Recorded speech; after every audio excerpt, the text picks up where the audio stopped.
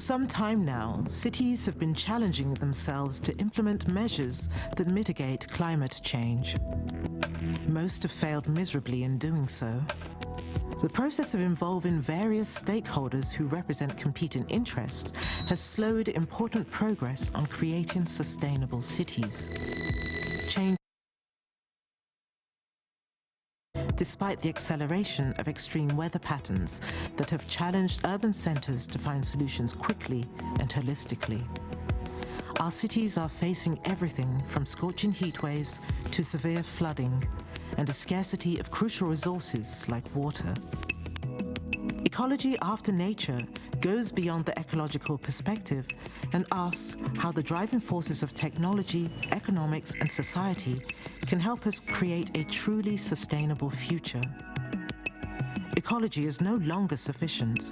We must adopt a holistic approach to innovation and growth, incorporating, for instance, alternative models of economic thinking and the integrative nature, richness, and the intelligence of urban space. Are data and numbers really the solution to fighting climate change? Or is it transparency, communication, and creativity? Because only in cooperation can these factors bring the social dimension of cities to the forefront.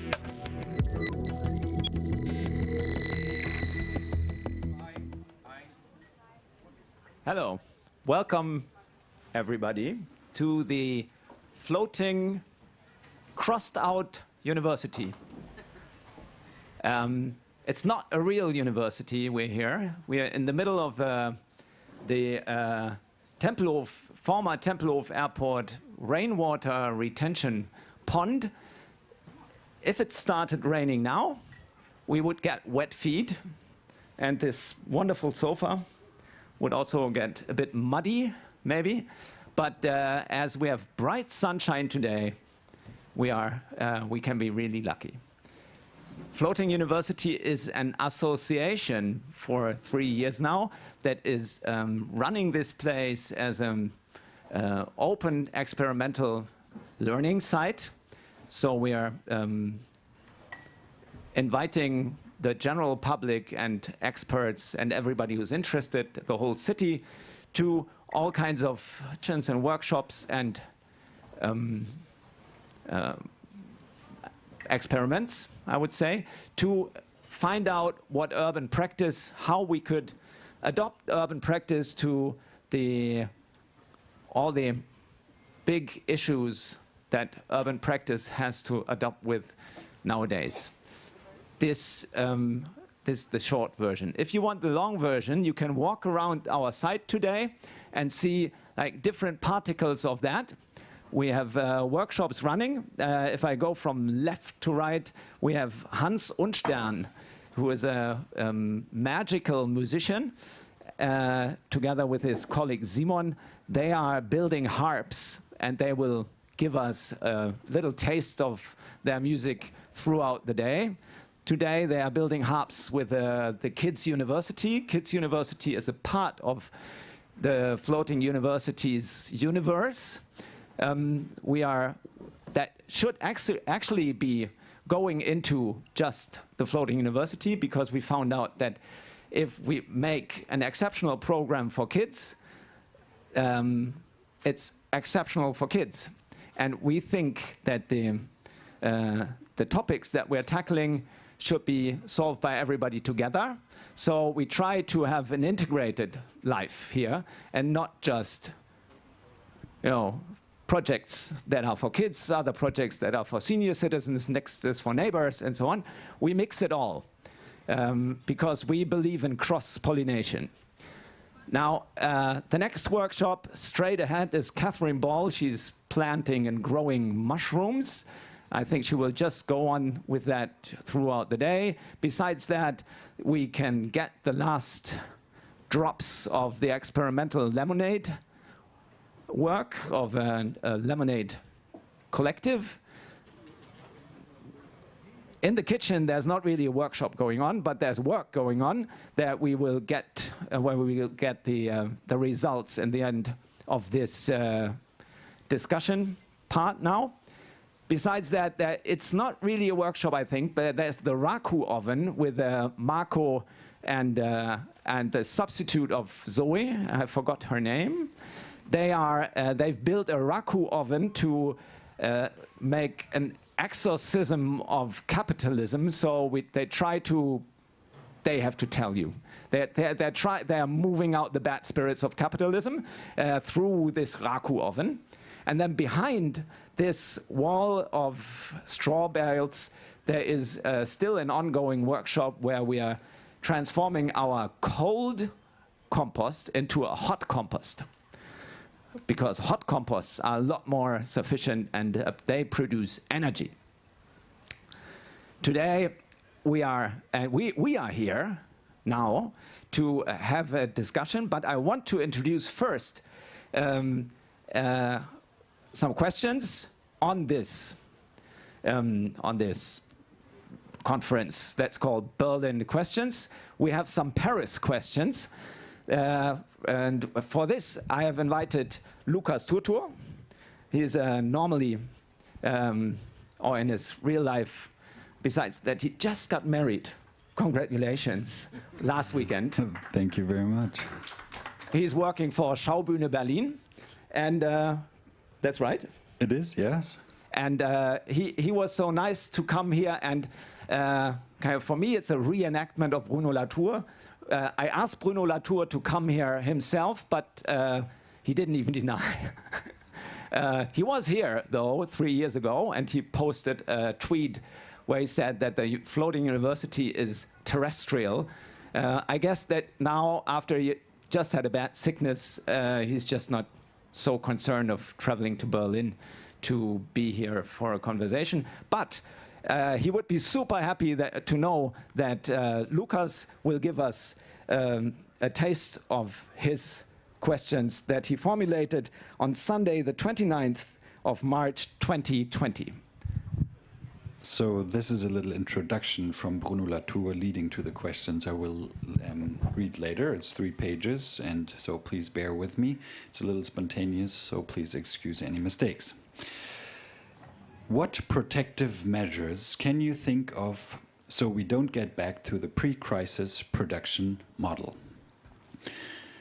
Perhaps it is a little inappropriate to project oneself into the post-crisis just when the health workers are, as they say, on the front line, while millions of people lose their jobs and while many grieving families are not even able to bury their dead. And yet, it is right now that we have to fight so that the economic recovery, once the crisis has passed, does not bring back the same former climatic regime against which we were battling until now somewhat in vain. In actuality, the health crisis is not embedded in a crisis because they are always transitory, but in an ongoing, irreversible ecological mutation. If we are lucky enough to come out of the first, there is no chance we will come out of the second. The two situations are not on the same scale, but it is very enlightening to articulate with the one with the other. In any case, it would be a pity not to use the health crisis to discover other means of entering the ecological mutation without a blindfold on. The first lesson the coronavirus has taught us is also the most astonishing. We have actually proven that it is possible in a few weeks to put an economic system on hold everywhere in the world, and at the same time a system that we were told it was impossible to slow down or redirect. To every ecologist's argument about changing our ways of life, there was always the opposing argument about the irreversible force of the train of progress, that nothing could derail because of globalization, they would say. And yet, it is precisely its globalized character that makes this infamous development so fragile, so likely to do the opposite, and come to a screeching halt. It is actually not just the multinationals or the trade partnerships or the internet or the tour operators that globalize the planet. Every entity on this same planet has its very own way of hooking up with each other and all the other elements that compose the collective at a given moment. This is true for the CO2 that is warming the atmosphere globally by spreading through the air and migrating birds carrying new kinds of flu. But it is also true for, we learn to our peril once again, the coronavirus that has the capacity to link all humans by passing by way of our apparently inoffensive droplets from coughing. Germs are super globalizers. When it is a matter of re-socializing billions of people, the germs make short work of it. Hence the incredible discovery. Already in the world economic system that was hidden from us all, a bright red alarm button with a nice big stainless steel handle that the heads of state could pull one after the other to instantly stop the train of progress with all the brakes squealing. If in January the demand to make a 90 degrees turn to land on Earth seemed like a gentle illusion, now it becomes much more realistic. Every car driver knows that to have any chance of making a sudden turn of the wheel to get out of trouble without heading into the landscape, it is better to slow down a little bit first. Unfortunately, it is not only the ecologists who see in this sudden pause in the globalized system of production a great opportunity to move ahead with their program for landing on Earth. There's also the globalizers who, since the middle of the 20th century, invented the idea of escaping our planetary limits. They too see here a great opportunity to break even more radically with the remaining obstacles in the way of their escape from Earth. A wonderful prospect for them: extract themselves from the rest of the welfare state, from the safety net for the poorest, from what remains of regulations against pollution, and, even more cynically, get rid of all these supernumeraries cluttering up the planet. But let's not forget the hypothesis that these globalizers are conscious of the ecological mutation, and all their efforts for the past 50 years consist in both denying the importance of climate change and also avoiding its consequences by building fortified bastions of privilege which are necessarily inaccessible to all those who are going to have to be left in the lurch. They are not so naive as to believe the great modernist dream of the universal distribution of the fruits of progress, but what is new is their willingness to not even give the impression of believing in it. These are the ones proclaiming every day on Fox News and who govern all the climate-skeptical states on the planet, from Moscow to Brasilia and New Delhi to Washington via London. What makes the current situation so dangerous is not just the dead piling up every day at an increasingly rate.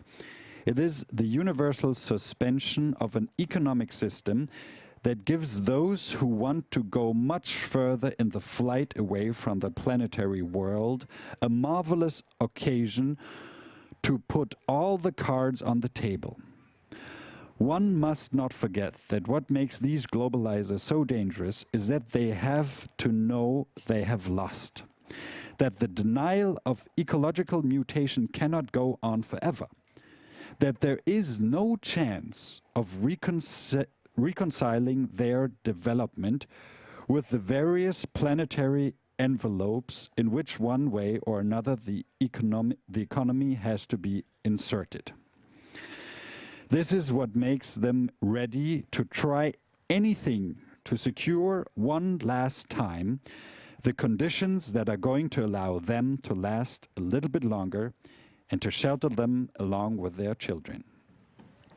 This putting on of the brakes, this stopping of the world, this unexpected pause, gives them an opportunity to flee more quickly and further than they could ever have imagined. At the moment, they are the revolutionaries. It is at this point that we have to act. If opportunities are rising for them, the same is true for us. If everything has stopped and all cards can be put on the table, they can be turned, selected, triaged, rejected forever, or indeed accelerated forward.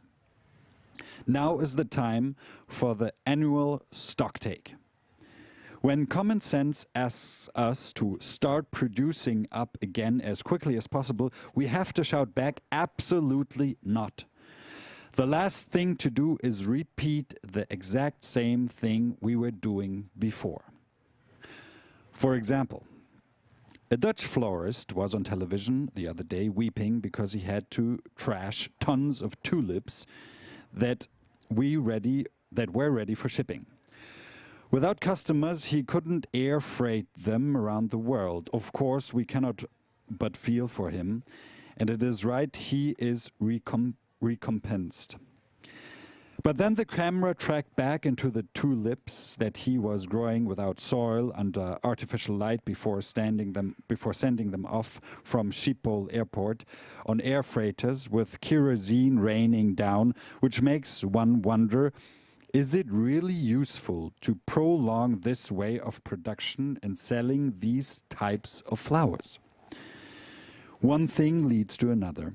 And if we all began on a personal basis to ask such questions on all aspects of our production system, we would become efficient globalization interrupters, just as efficient in our millions as the infamous coronavirus, as it goes about globalizing the planet in its own way.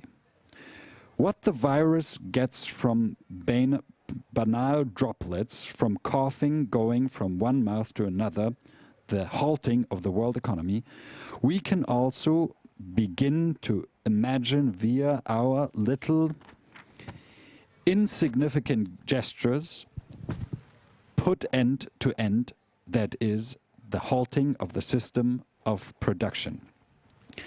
As we ask these kind of questions, each of us is onto the task of thinking up protective measures, but not just against the virus, but against every element of the mode of production that we don't want to see coming back. So, it is no longer a matter of a system of production picking up again or being curbed, but one of getting away from production as the overriding principle of our relationship to the world. More than revolution, this is dissolution, pixel by pixel. Pierre Charbonnier demonstrated it. After 100 years of socialism, limited just to the redistribution of the benefits of the economy, it might now be more a better of investing a socialism that contents production itself. Injustice is not just about the redistribution of the fruits of progress, but about the very manners in which the planet is made fruitful. This does not mean degrowth or living off love alone or fresh water. It means learning to select each segment of this so-called irreversible system, putting a question mark over each of its supposed indispensable connections, and then testing in more and more detail what is desirable and what has ceased to be so.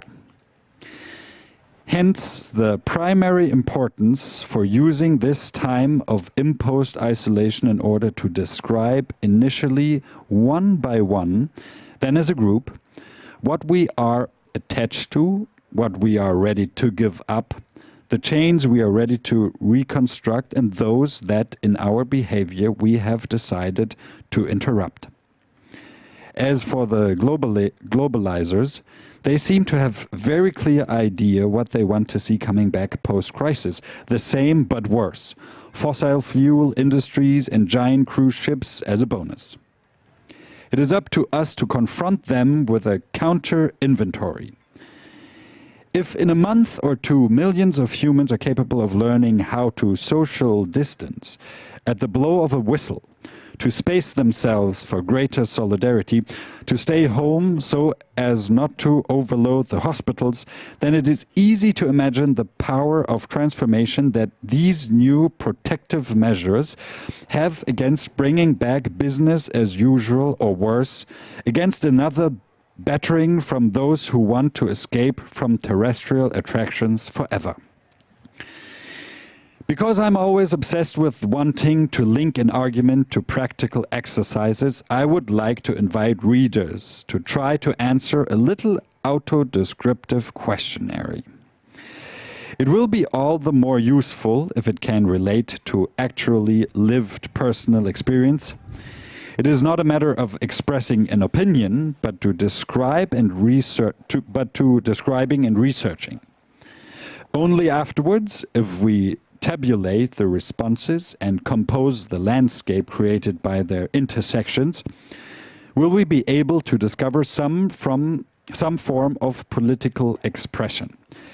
But this time one that is embodied and situated in a real world.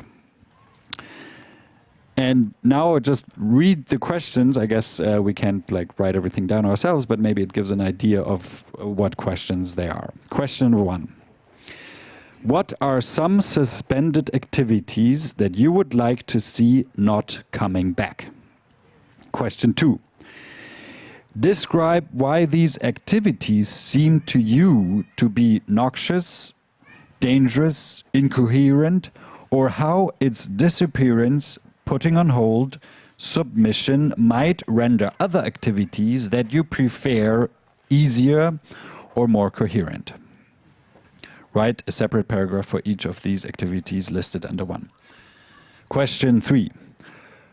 What kinds of measures do you advocate so that workers, employees, agents, entrepreneurs who can no longer continue in the activities that you have eliminated are able to facilitate the transition to other activities? Question 4. What are the activities now suspended that you hope might develop, begin again, or even be created from scratch? Question 5. Describe how this activity appears to be positive to you and how it makes other activities easier, more harmonious, coherent, that you prefer and can fight against those that you judge to be inappropriate. Write a separate paragraph for each of the activities listed under 4. Question 6. What kinds of measures do you advocate to help workers, employees, agents, entrepreneurs to acquire capacities, means, finances, instruments, allowing for restarting, development, creation of this activity? And in the parentheses, now find a way to compare your descriptions with that of other participants by tabling and then superimposing the answers. You should start to build up a picture composed of context and options. Thank you very much.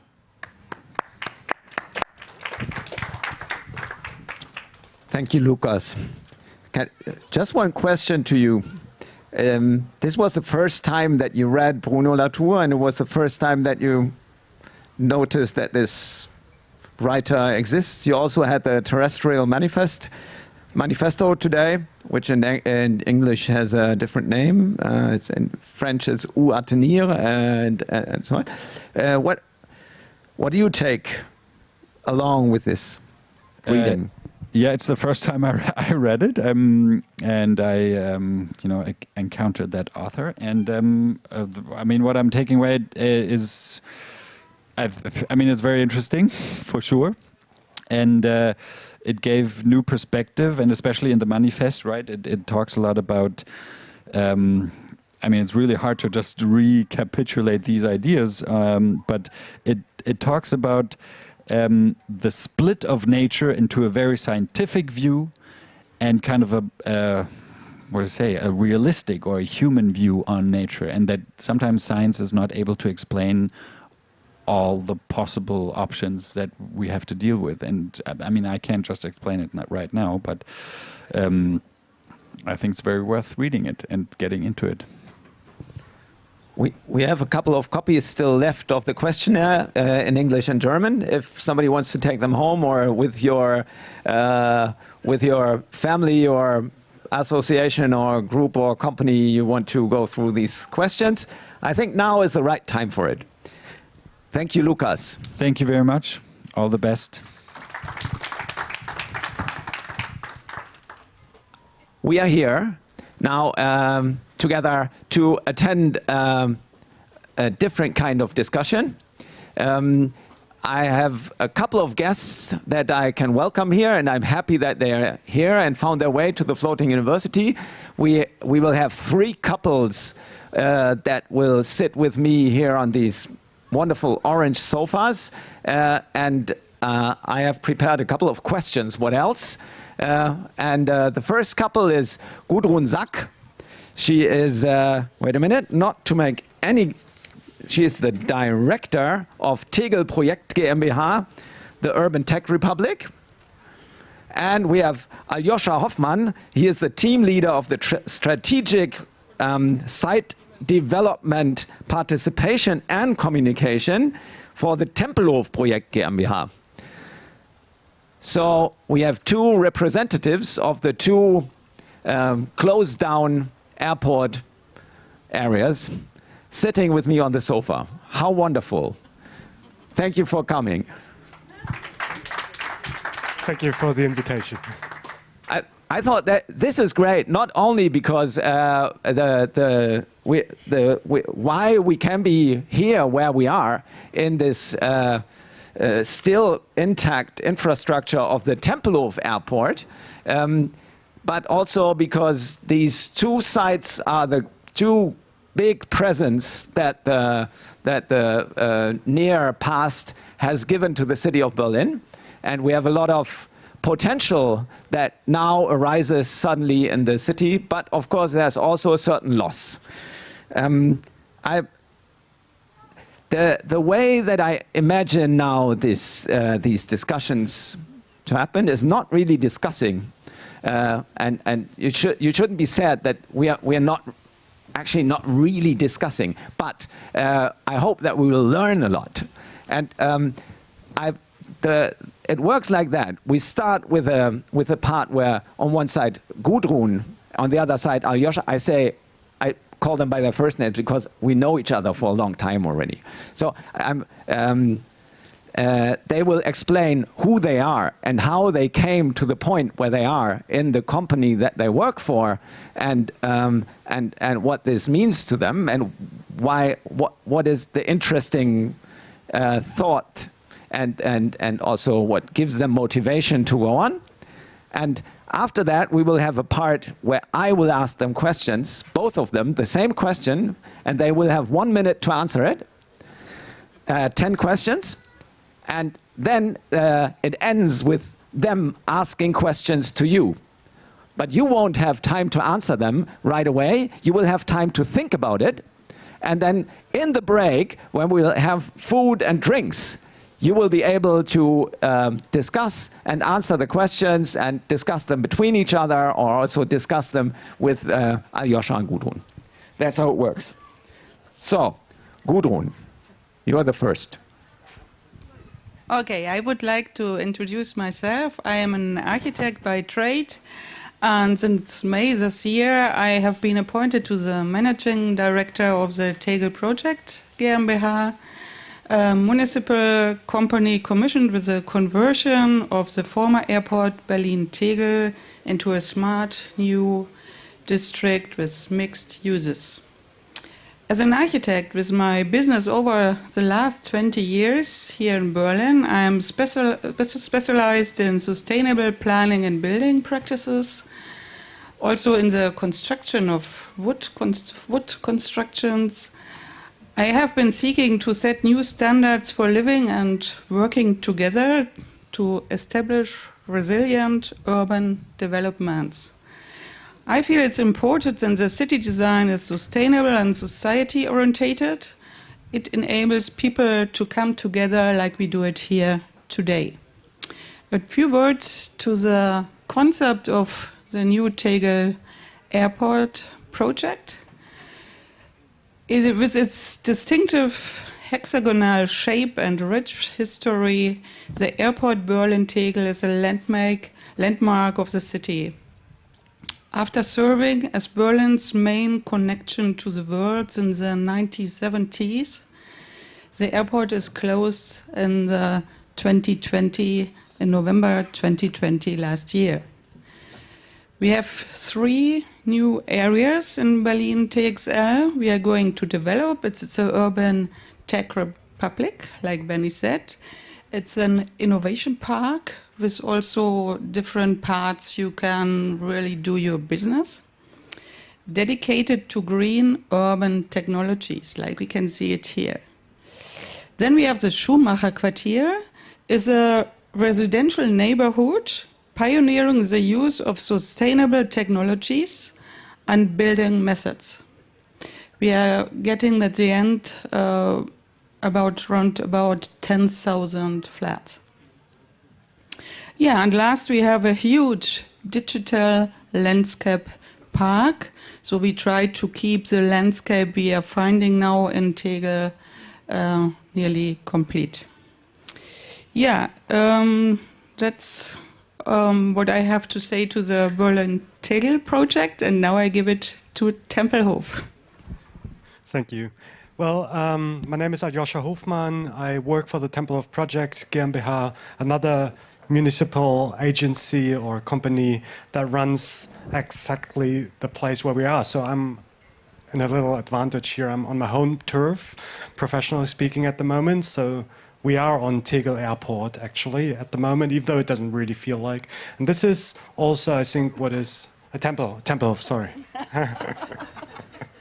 Tempelhof Airport. So this is also, I think, what is so interesting. We have so many places in the airport, surrounding the airport, that are marvelous, that are different, and that offer perspectives for the future. So to my person, I studied architecture. I don't practice as an architect, and I've always worked in urban design, urban development, but more on a consulting field. And also I have a very strong background in like civil engagement in urban development here in Berlin. So I've been active in many initiatives over the last decade.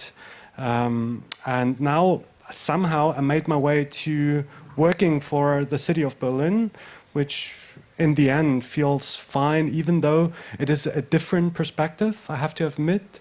Before I was always opposing the city, questioning their doing and their speed and whatever, and now I'm on the other side. So it is a big step, but it helps to understand, and the experience I had before definitely, I think, helps to also explain the projects and why certain things need time or are slower than we would want them. Okay. Now we know who's sitting here with us. And what I find extraordinarily interesting, of course, is that's why I ask about your biographies, is that, of course, people in responsible situations for important aspects of the city don't drop from the sky, but they have a certain history that is also connected to experiences. And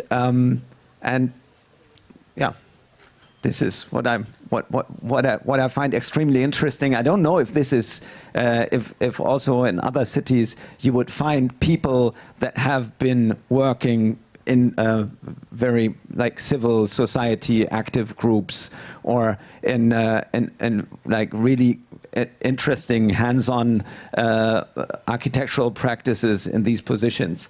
So I think that already gives a lot of hope.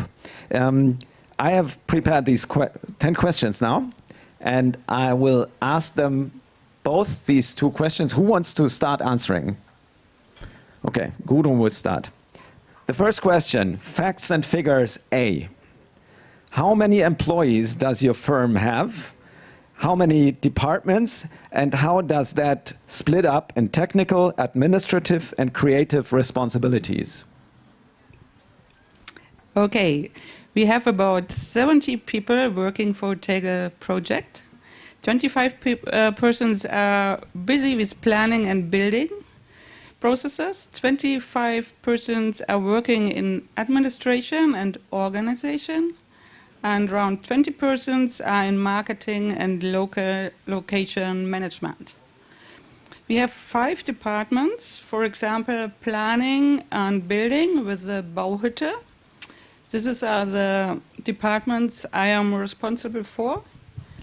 And then we have followed by marketing, location management, and finance.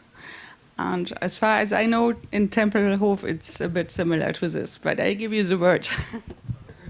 Yes, thank you. Yeah, we are roughly above 80 people in the company at the moment. It always varies a little because we're a very fast-growing company. So a couple of years ago, there was only like 30 people in the company. So this also shows that the dynamics on site and in the company are great. We have roughly 50% women in the company. Also our director, Frau Wenzler, who unfortunately can't be here today, but sends her greetings. Then there is a bunch of free people we employ for different tasks in different times. So overall, there's more than 100 people working for us. And if we would count all the people who are working at the site, specifically at the events, you would have to count many, many more. The company is roughly split up in like 4 or 5 fields. So we have facility management, who actually runs the place. We have planning and building, who make the place fit for the future so that it can actually be used again. We have the Standort management, so the site management, which takes care of the events and everything that takes place at the moment already. We have the financial part, who looks at all the bills we pay. And then there is the staff of the director, which is where I also belong to. And this is a bunch of different functions in the company: IT, human resources, it's process management, but it's also strategic development, communications, and participation, which I'm responsible for. And I also say because you asked like how the responsibility is separated, all of them have to be very creative with the site we have. No, I don't ask any extra questions. I have a lot, but this is a conceptual artwork, I would say. In your opinion, what did your airport, when it was still working? Oh no, well, not the airport. What did the world do with the city through your airport? Okay, the airport TXL shaped the west part of Berlin especially. It was opened in the 70s in a cool 70s architectural design. However, for the last 50 years, it was the main airport for Berlin to move out and into the world. So the airport Berlin TXL is definitely an affair of the heart for all Berliners. Yeah, I like the way you put the question, asking what the world did with the city. Tempelhof looks back at nearly 100 years in 2 years. The airport has 100 years anniversary. And it so the answer needs to be a little more multifaceted, I think. First, the airport and the world marveled the Berliners with the first pioneers in flying and, I don't know, winning the skies. Then I think the world was marveled by the airport itself as the first large-scale airport with a modern system of bringing people to the airport, to the airplanes, and the luggage and everything. It is also optimal in the inner city with public transports connected. Then, during the air bridge, the world brought hope to the city. I think that's one of the key moments. And later on, and today, I think the world brings cultural variety to the cities through the airports, not only Tempelhof, but all the others, and hopefully in the after use as well. Second question about facts and figures. How many people work besides your company on the whole area of the airport today, roundabout, in companies, maintenance companies, so sourced out aspects, NGOs, and people that work with their own, with their like here in Tempelhof we have the pioneers, so on. And how does that split up in technical, administrative, and creative work? At the moment, there are between 50 and 100 people working on the site in security, dismantling of technical airport equipment, and ordnance clearance. It will soon change on the site when the first construction firms are involved and it becomes a proper building site. Of course, a lot of planning firms like architects and other creative professions are working for us to carry out the planning. But over the last 10 years, waiting for the new airport BER, we have had a lot of time for designing, and so this is almost completed. The building process are now in full focus for us. It's a very difficult question to answer because I reached out to all the companies and to Floating University, but I didn't got back all the numbers.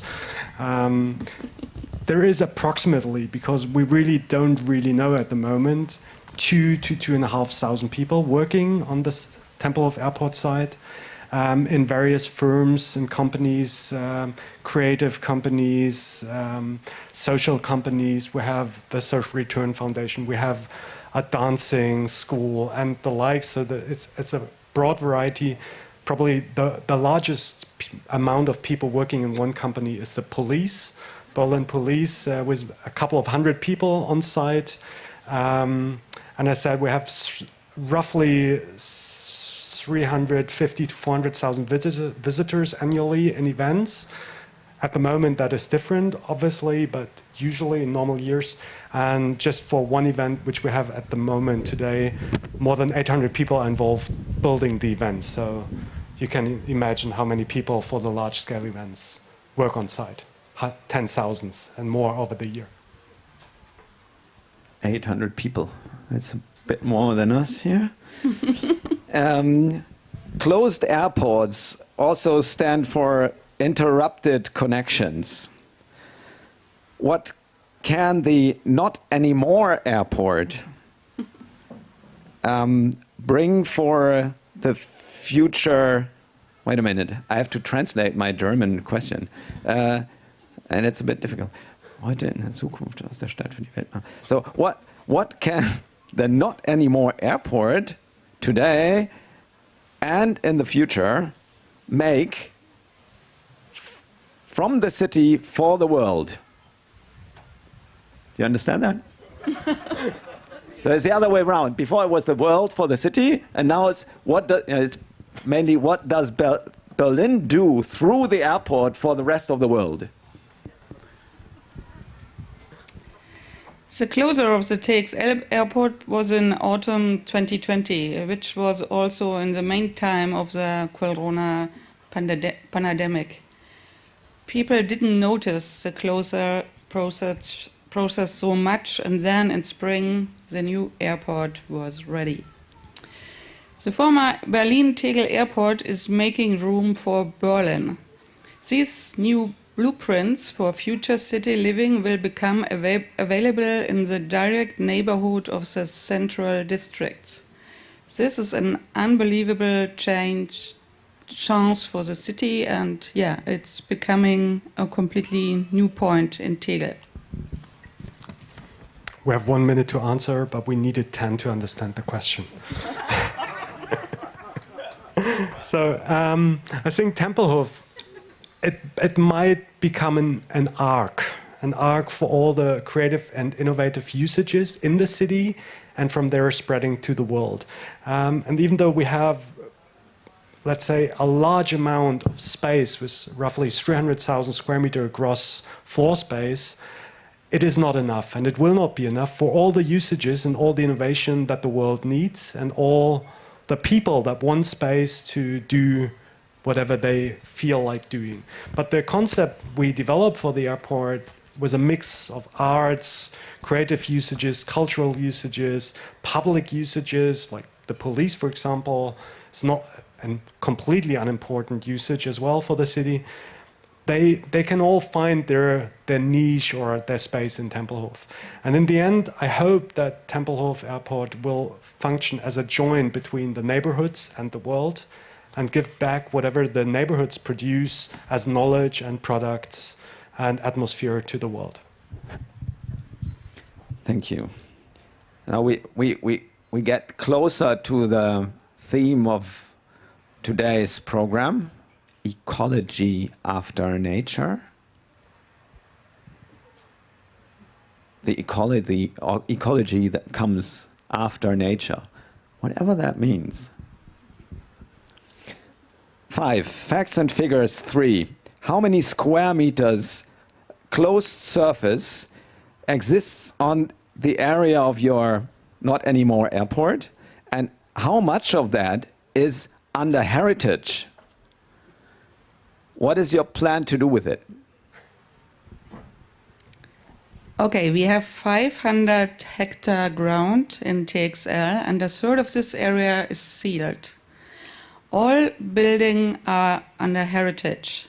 So we are keeping all buildings and trying to find new uses from them in the Urban Tech Republic area.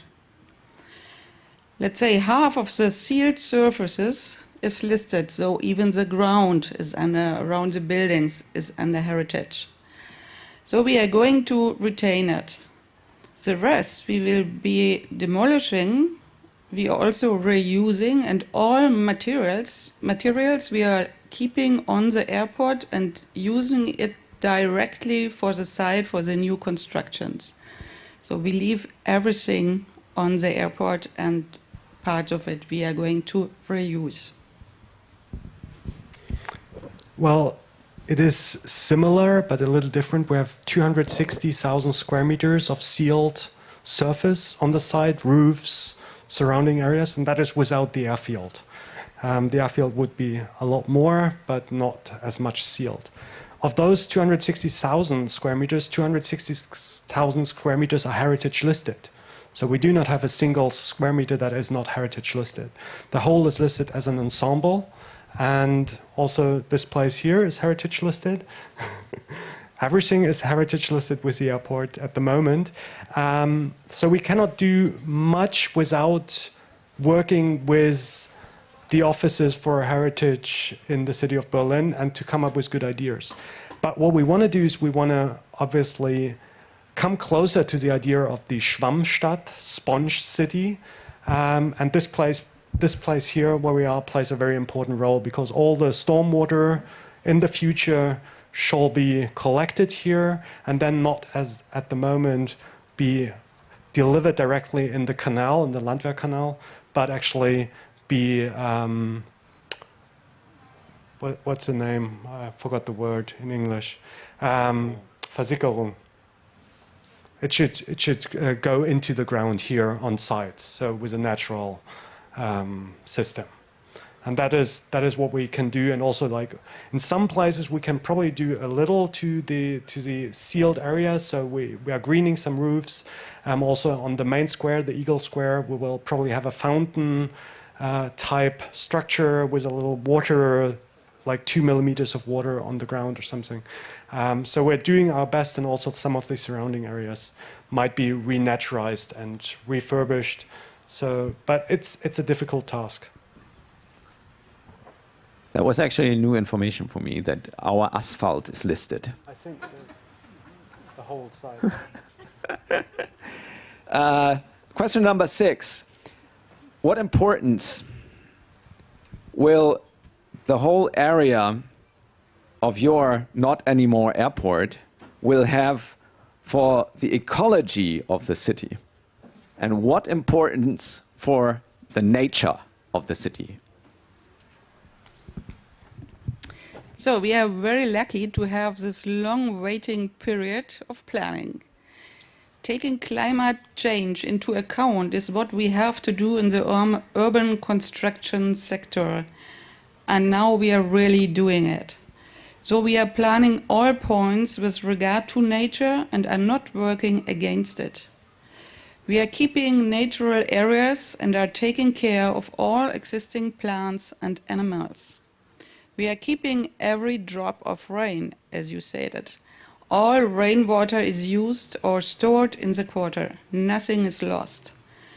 The new buildings are planned with animal-aided design, made of timber, and so on.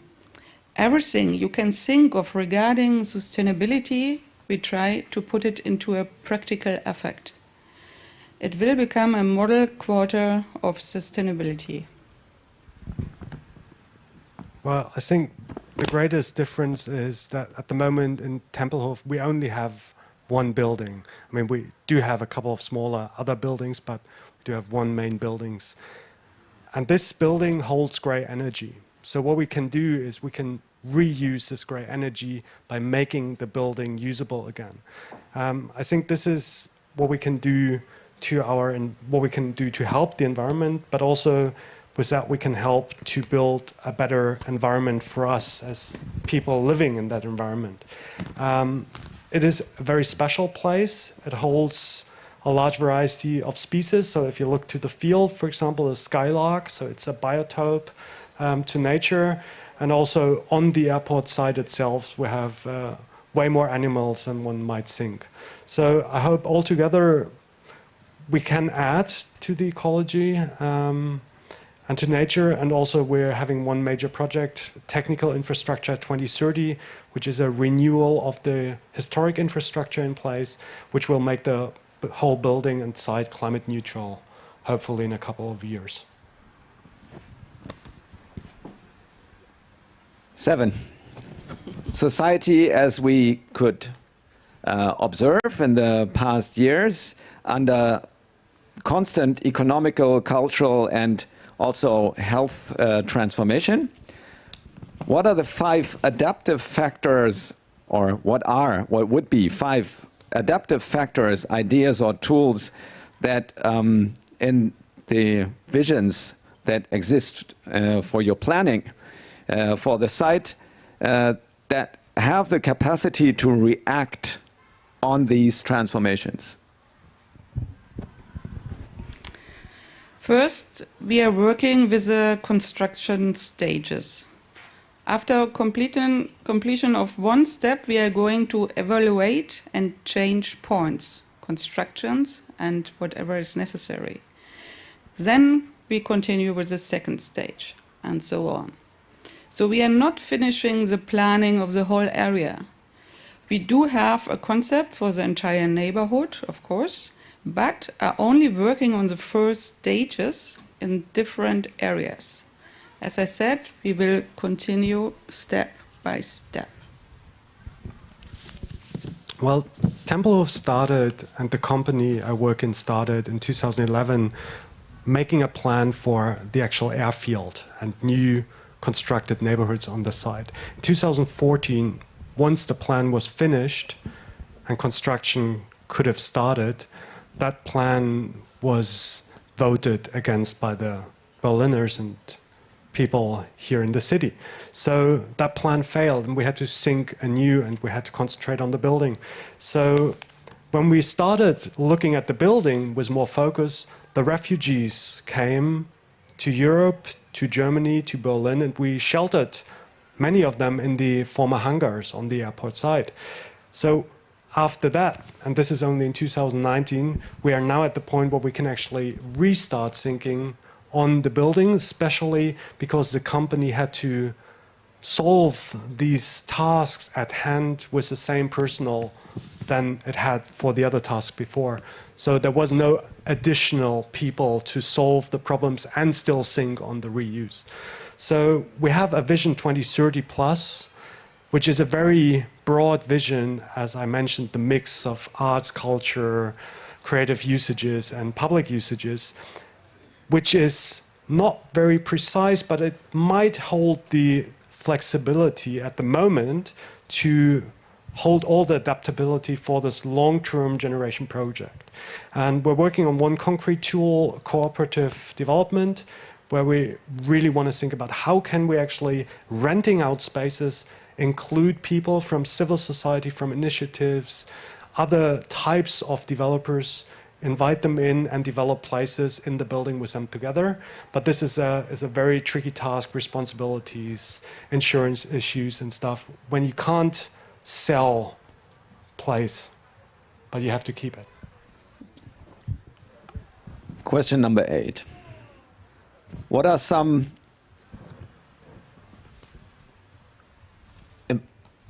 significant resources of the city of Berlin that influence the planning of your site? There are, of course, a lot of significant resources we have in Berlin. What I am personally working on, for example, is wood. I am concerned with the whole value chain management, forest to city, for the production of urban serial timber constructions for the buildings in the Schumacher Quartier. It involves the supply chain management, circular economy, clever urban and construction logistics, robotic assembly, digitalization, and of course, a clever financing. Nevertheless, this chain should remain as simple as possible. But of course, the main resource we do have in Berlin is the inhabitants with all their professions and ideas. In 8 conferences on the site, the people of Berlin have been involved in the planning processes.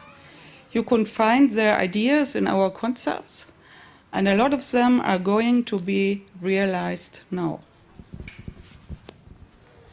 Well, I think finances is one of the most significant resources we have or we have not to get this place, the airport Tempelhof, in shape again.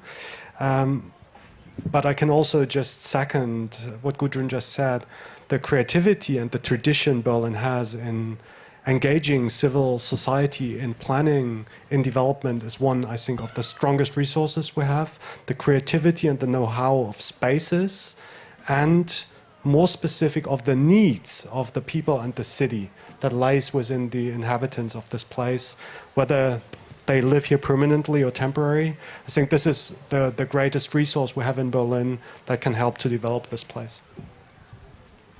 Thank you. I was just told that I have to speed up, so I quit the next question, if you don't mind. Anyways, it was more a game question. We come to the last question.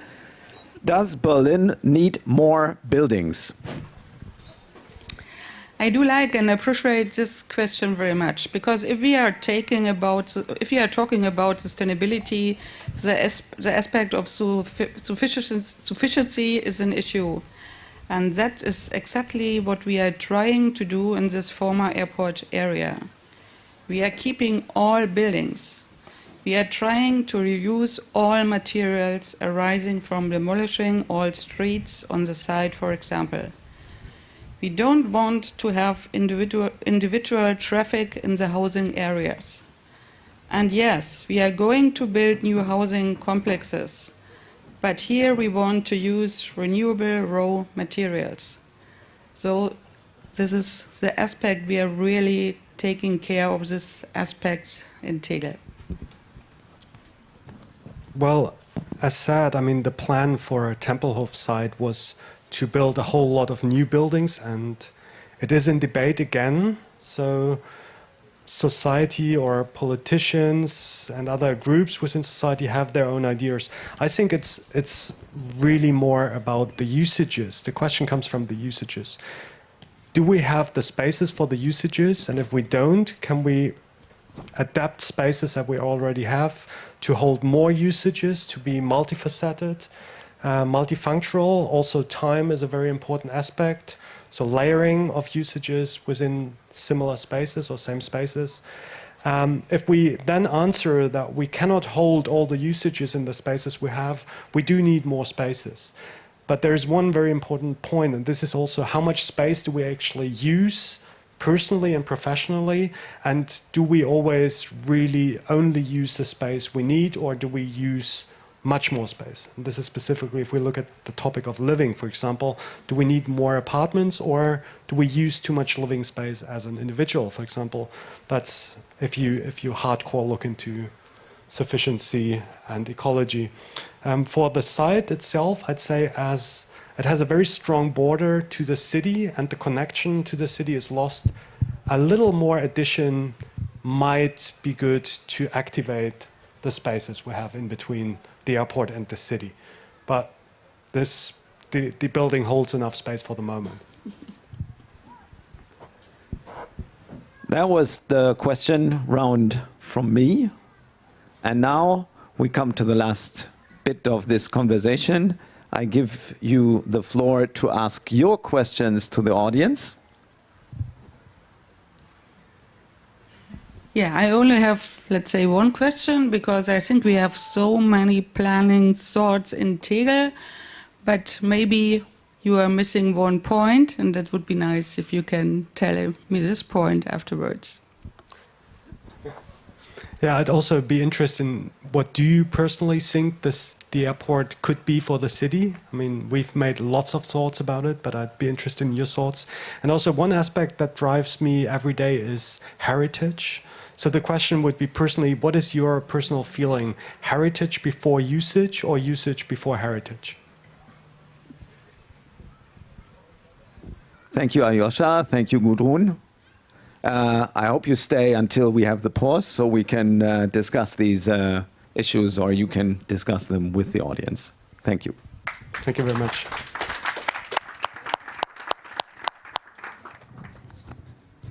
I invite now Marianne Sonneck and Georg Reinhardt to sit with me on the orange sofa.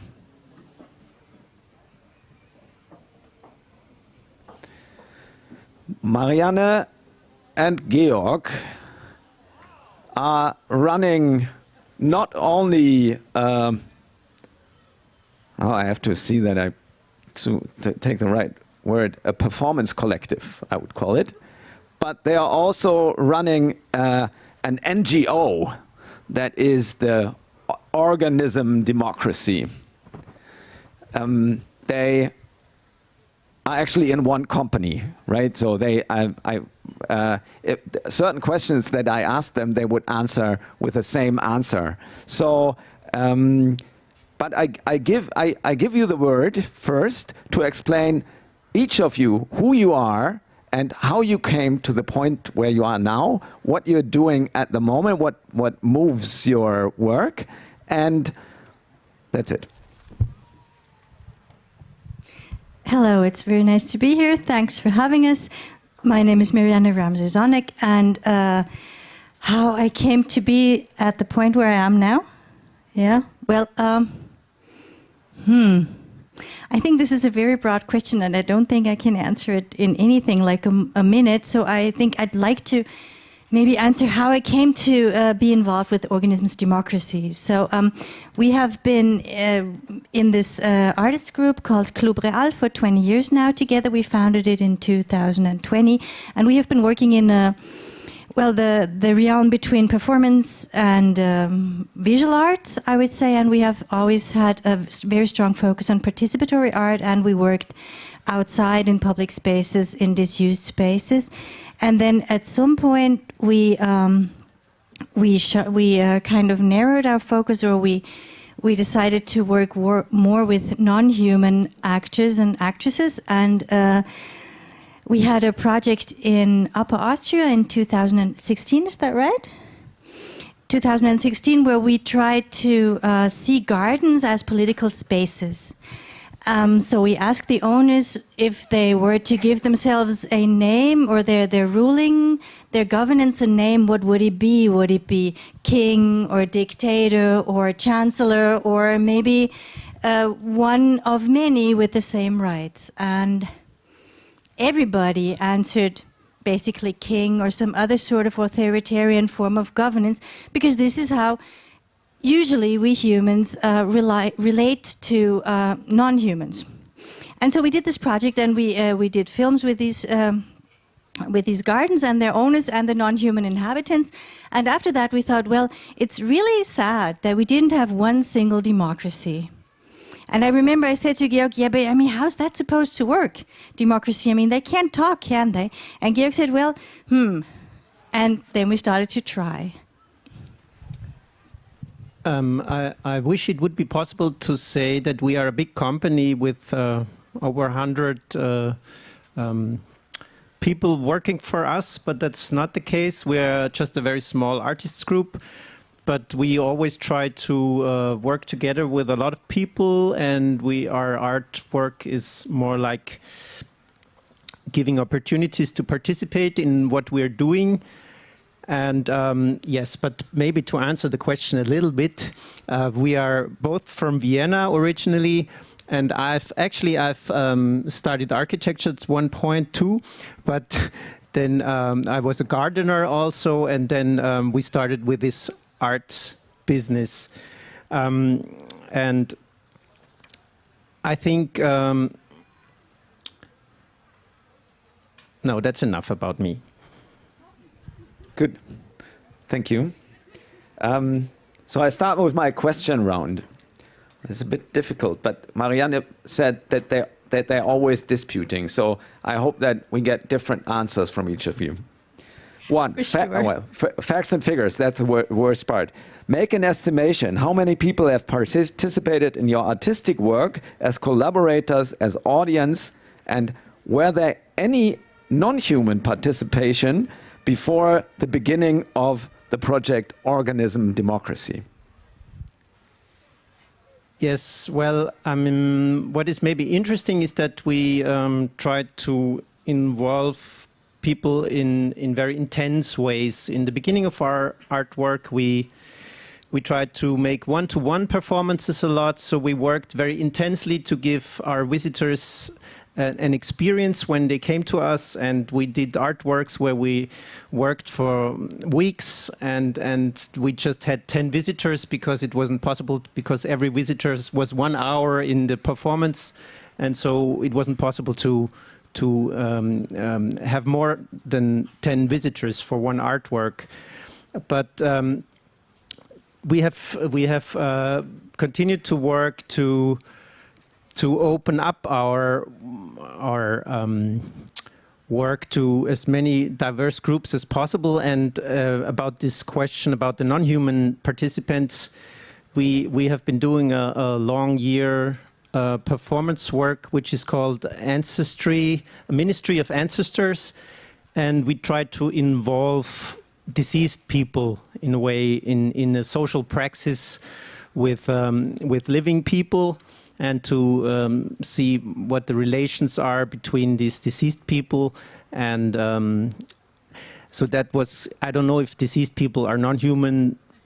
No, absolutely, they're not non-human, I would say. We don't know. But that was maybe, but we didn't really work with non-human participants before Organismendemokratie. Yeah, well, I mean, I have thought about this question. I thought, okay, right, 20 years how many people have we involved, and then we with this like one-to-one installations, and then also we like to work in a participatory way, and so over the years we've evolved something we call a two-stage participatory process, which means that when we are lucky enough to have a long enough process duration, we find allies.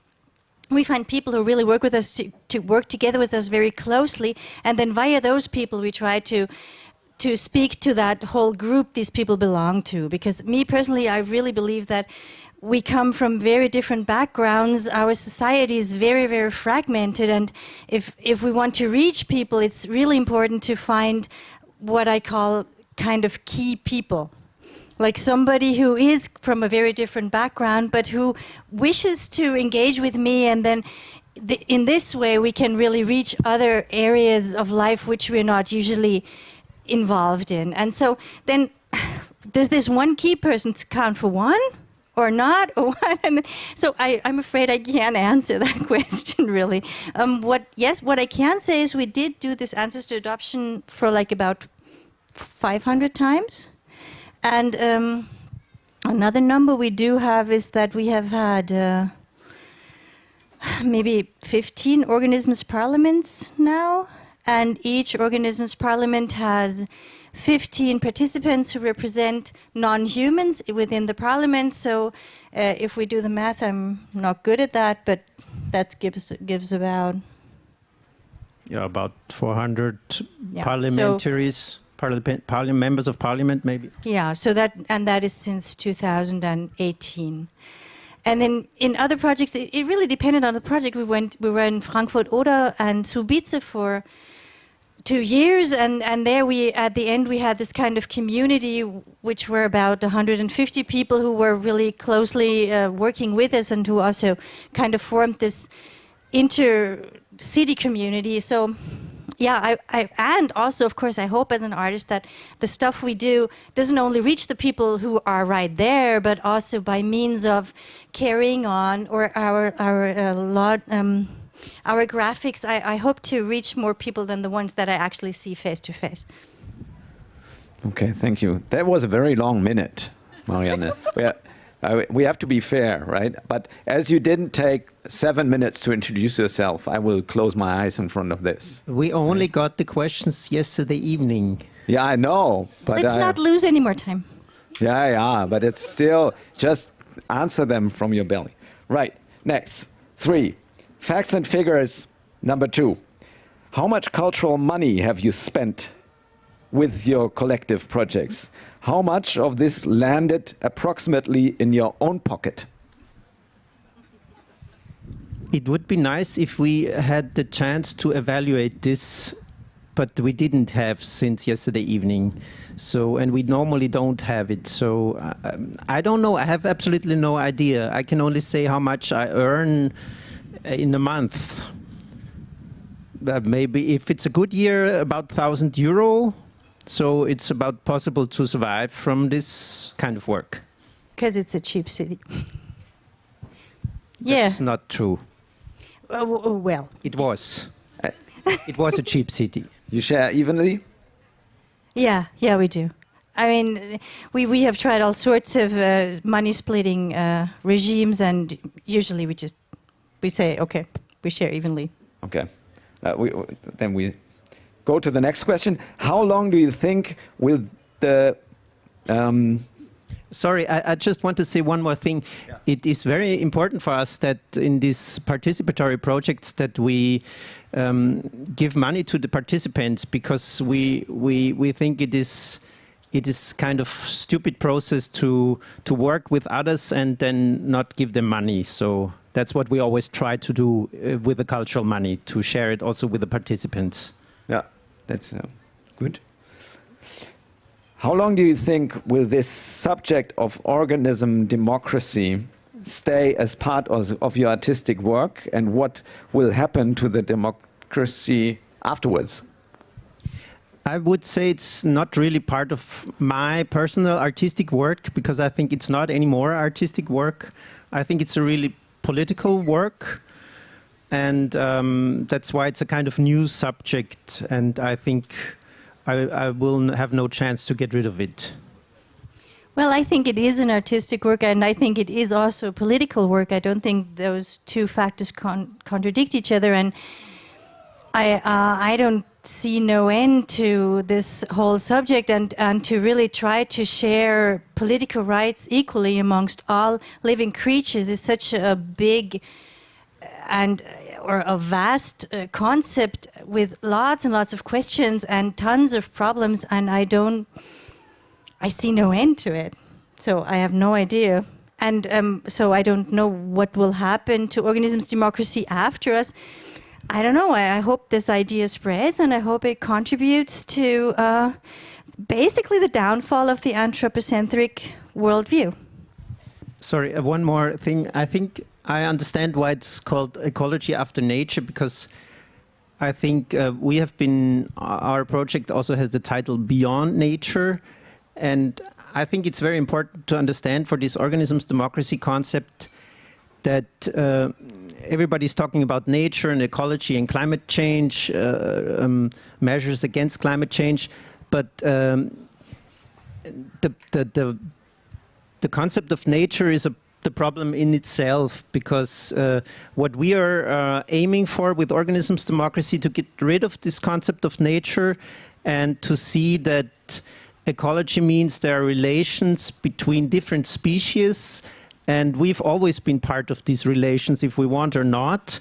And if we say nature, then we only have two relations. Either we protect something outside of us or we exploit it. And organisms democracy is a concept to really meet these species on eye level and to get into relations, into political relations with these species beyond nature or after nature. Now I come to a question that we discussed before. I had this idea before I asked Lucas Turtur to reenact Bruno Latour, if maybe you want to integrate that into your work, because my stupid brain, I thought it's somehow very similar, and then you said no way, this is completely different. Now, what's that difference between your political approach and Bruno Latour's, for example, actor network theory or the Théâtre de Négociation projects like that? I think Bruno Latour is very inspiring, and I think he's a great philosopher. But I think we're not talking about theory here. We're talking about a political practice. And in a political practice of democracy, I think it's not possible to have a holistic approach. Because if you have a holistic approach, you say, well, we have this beautiful river here, or we have a beautiful mountain, and we want to develop it sustainably, or we want to keep it. And to keep it, we involve other species. But that's not democratic. Because if we really get into democratic relations with other species, then we cannot say we want this river preserved.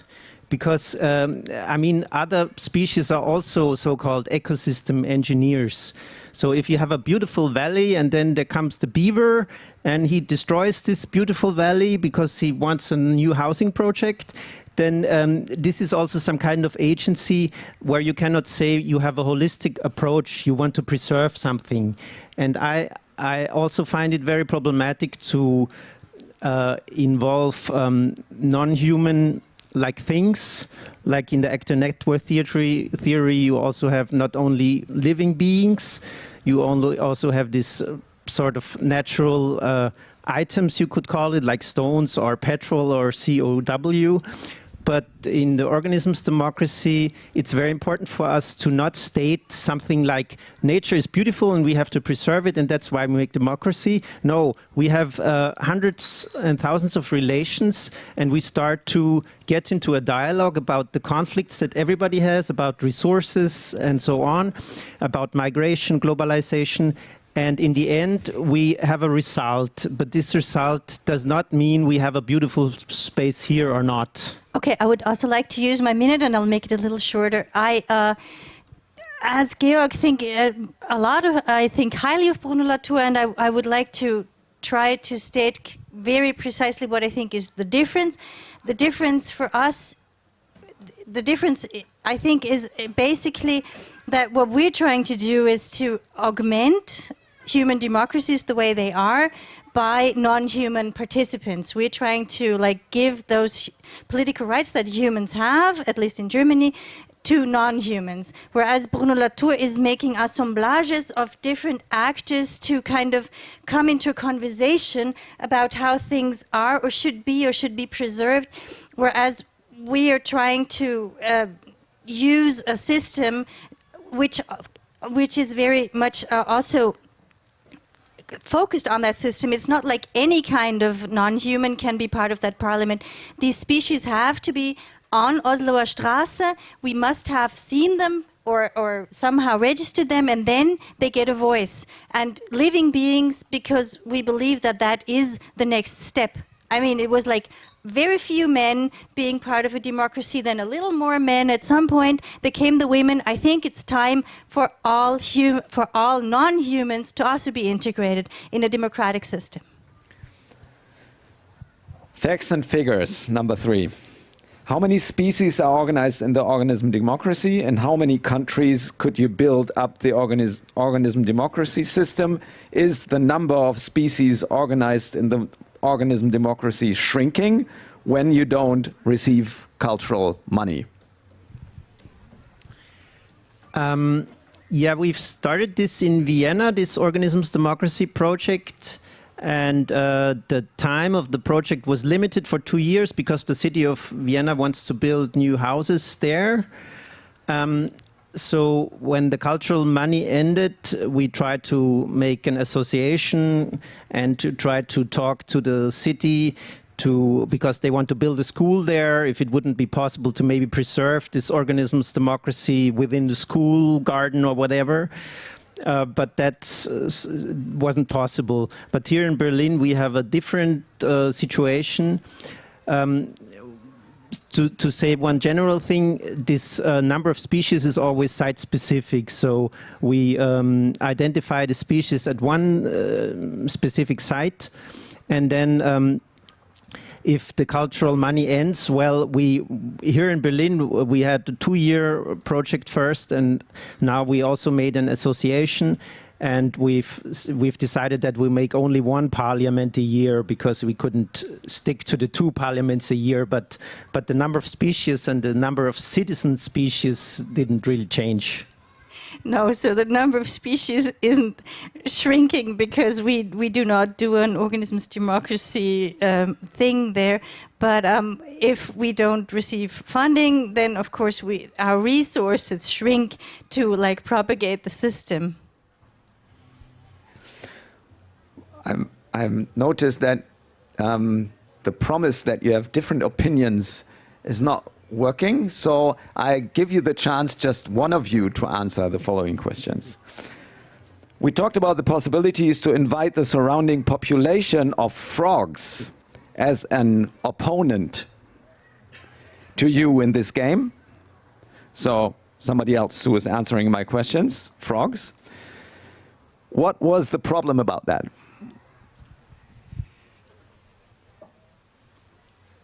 I think maybe I have to explain a little bit how this whole system works, because if we have 300 species from all groups of organisms, from bacteria to trees to vertebrates, we have to find people to represent these species. And then we don't have sort of the human perspective and then the species perspective. No, we have 15 different perspectives. But to get a democratic majority, these perspectives have to get into dialogue and get majorities. So if the frogs make a proposal, they also have to make a proposal that could be interesting for some plants or for some bacteria. Otherwise, they will not get the majority in the parliament to decide anything. So just to talk to the frogs, sort of frog perspective, human perspective, that's not really organisms democracy yet. You need this diversity of positions, and then you have to find out, like in any ecological situation, who profits from something that everybody together decides. And then we have always found that this is problematic in itself. Also, that's why we said we need a court, a just constitutional now I'm court. sorry. Now I will interrupt you because now I am really of very different opinion. There is no frog here because a frog cannot answer. It would just sit there and probably wouldn't even sit there because it doesn't want to sit on an orange thingy that isn't moist enough. So that's why there is no frog over there. And that does touch one really crucial point I find within this whole system of how can a human represent a non-human, which is how can you talk to the frog? Well, we can't. But what we can do is we can imagine what the frog, we can imagine and we can research what a frog needs and what a frog doesn't want. And by that, I do believe we can represent a frog, but I don't think neither the frog nor organisms democracy would benefit from sitting on an orange couch. Thank you. That was actually the answer to my next question, so I skipped that one. Question number 9, can there be a recipe how to initiate a democratic system that includes other than human species? What are the problems of that? Well, we are trying not to give a recipe, but to develop some tools. And the problem with this is that it's a lot of work. You need a lot of ecological, scientific help to identify all the species, to find out about their needs, and you needed a lot of time to find out what's going on in a site, in an ecological system. But I think that we don't have one aim like political justice in nature or something. We don't have an aim like that. We just want to say, by continuing as a completely authoritarian species that understands itself to be democratic, we cannot, our own problems cannot be solved by excluding everybody else. So and that is why also we have today an open letter to the Senate, which we have drafted and which is accessible at the entrance if you come down the stairs. And we would invite anybody who would like to sign this letter, which we will then promptly deliver to the Senate, asking the Senate to start this process of also involving non-human beings, non-human Berliners into the political processes that shape the city. The last question is a either-or question. Is organism democracy a question or an answer? It's not a question and it's not an answer. It's an open process and a practice, and you have to start it to understand it. So you have to do it. It's like when you are a member in parliament, you find out about the community, what's going on, what are the conflicts. And the interesting thing is that we got some feedback from a lot of participants that they found it very enhancing for themselves, for their experiences, to go through this whole democratic process of legislature to executive to the constitutional court in half a year with a different community, and to understand this and to understand it that you can sort of really participate in all these democratic institutions and change something. And that's why I think it can only work as a practice that you try out for yourself. That was my last question. Thank you very much. Now, your last task is to ask a question for the audience. Please. Yes, thank you for your attention. I would like to ask you, what is your role in your ecosystem? That means, by ecosystem, I mean your garden, your balcony, your flat. Are you a dictator? Are you a king? Do you at any time try to be a democratic person? And how do you organize the relations to other species in your ecosystem? And I would like to ask that if you imagined that all non-human Berliners had suddenly political rights, which non-human Berliner would you be most happy to have political rights, and why? And then when you find that one non-human Berliner, ask yourself again, if they did have rights, would that be good for your relation to that Berliner, that non-human, or what would it change? So who would you vote as a mayor? Thank you very much. Marianne and Georg, they will be sitting at the front probably still because it's political work. They are collecting your signatures for their letter to the Senate of Berlin. Thank you for being here, and good luck with your work. Thanks for having us.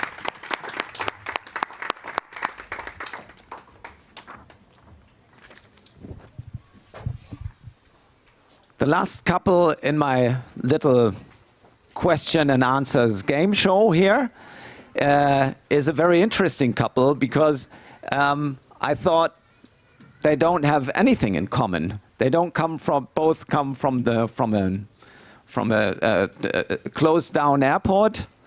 They are not sharing the same they're not shareholders of a performance group or an Organismendemokratie NGO. They come from two completely different worlds. So welcome Patricia Atkinson. Patricia is, and now I have to get my Spickzettel to not say the wrong words because I downloaded it. Here it is. Patricia is an philanthropy advisor, chief program officer of the IKEA Foundation, and serves on the board of the Clean Air Fund. And the other one is Niklas Maak. Since 2001, he has been the editor for art and architecture at the Frankfurt Allgemeine Zeitung, and he's currently teacher of architecture in Frankfurt. He writes lots of books and creates exhibitions and curates programs. Thank you. So, but this is about all that I say about them. The rest I leave to both of you to describe to us. Who are you? Where do you come from?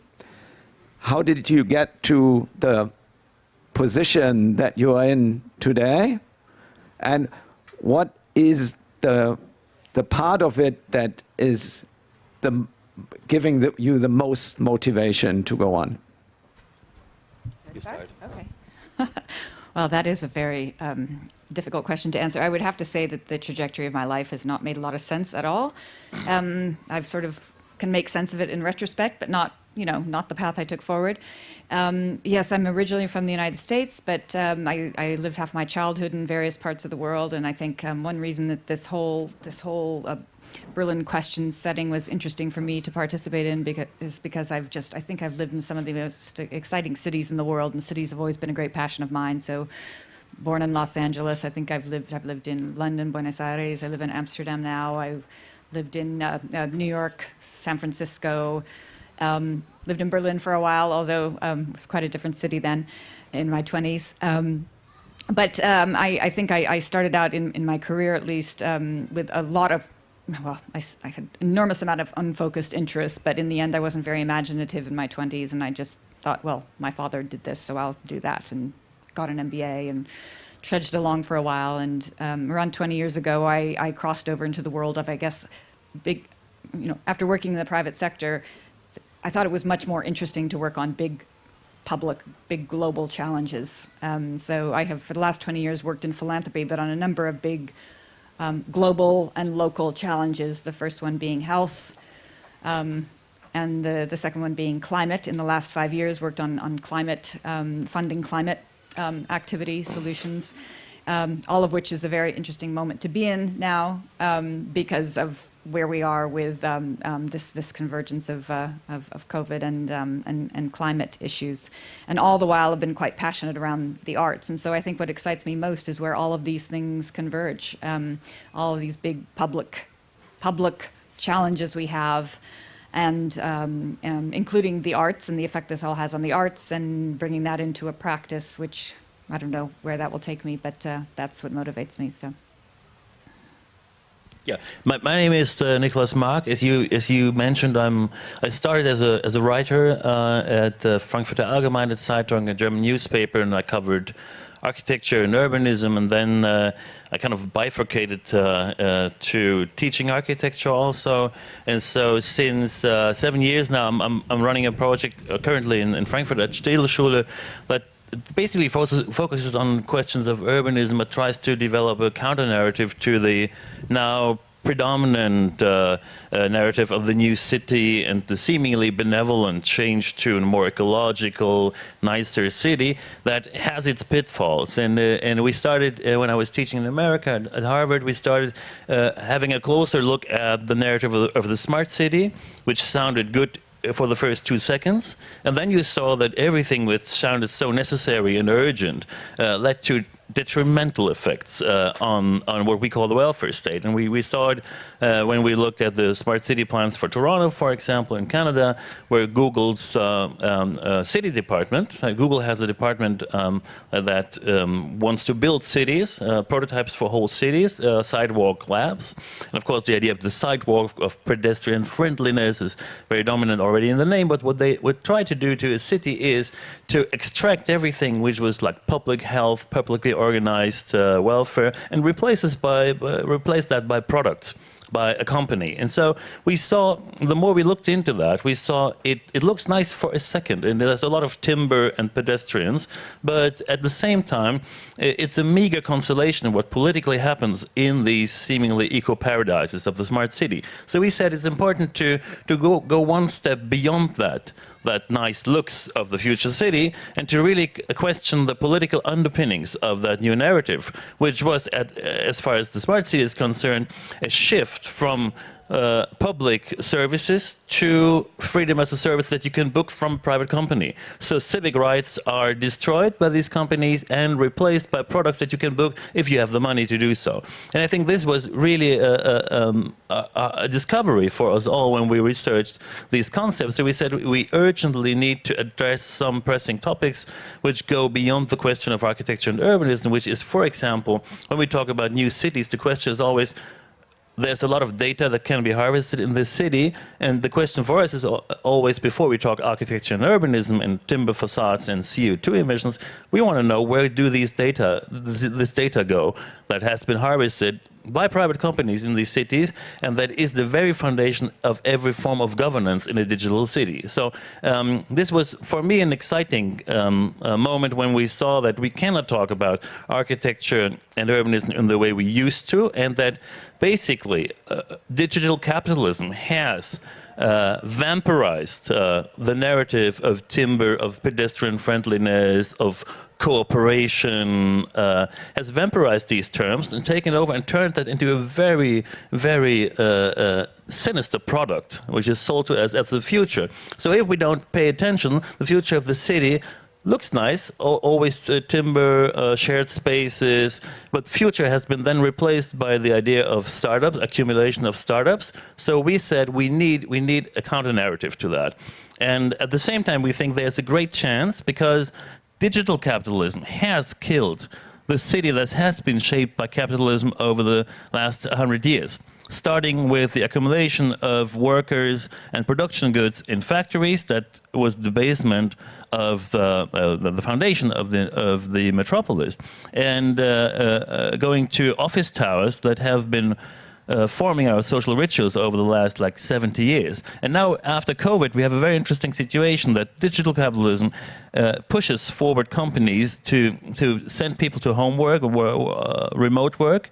So the office tower is under threat because it's so nice for the companies to send people home, and the shopping mall, who was seen as the destroyer of the ancient city, it becomes an endangered species itself. So there's an interesting moment where capitalism, digital capitalism, turns the city into a ruin. And we're interested in this ruin. I can show you one slide, maybe if you have the slide ready. I was sending these slides to you.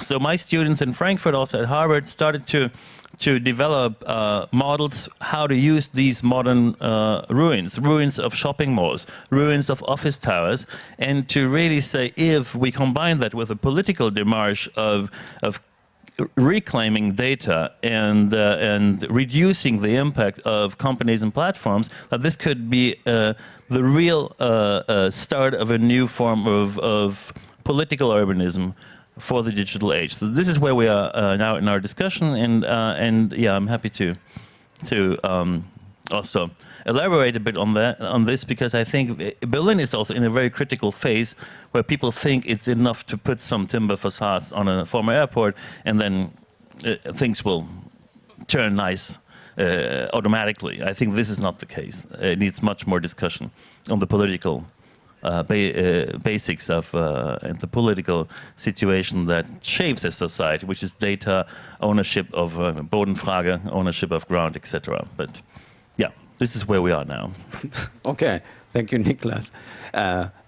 Actually, we are just hiding our collection of data at the entrance, the corona data, to support our cultural work.